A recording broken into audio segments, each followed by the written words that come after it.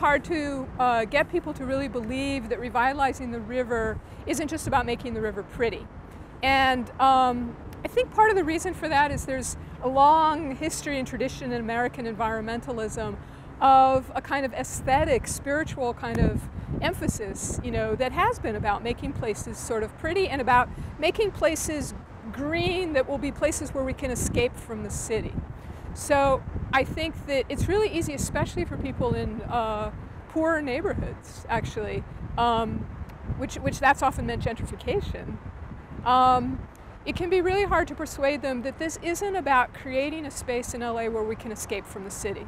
This is about creating a city that is completely different to experience on an everyday basis. This is about creating a city that has clean air and clean water, and it has places for your kids to play when they come home in the afternoon, which so many neighborhoods don't have now. It's about having a network county-wide of bikeways and greenways so that kids who live 10 blocks from the river can get down there, and then they can use the river to get to other parks. People have revitalized their rivers all over the country. I mean, I tell people on the tours, if I want you to take away one point and nothing but that point, during this entire day, it's that revitalizing the LA River isn't even primarily, to my mind, and I think for a lot of people even in the city master plan, about the river.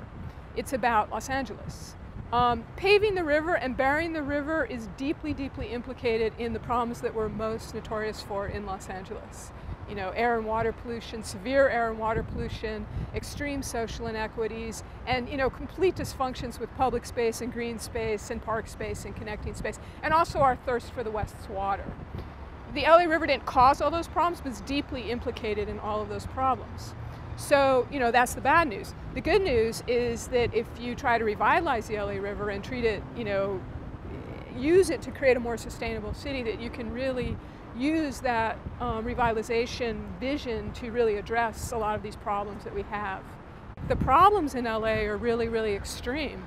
I think that means that the solutions are often really ambitious and cutting edge as well, because we need to address really huge problems that are often even more extreme than in other cities.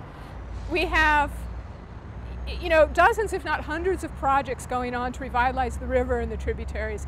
There's, hundreds, if not thousands of engineers, probably not thousands, but a lot of engineers on the ground, a lot of urban designers. There's an enormous amount of, people power going in and money going into doing this. And yet, if you ask most people in Los Angeles, they have no idea that any of this is going on.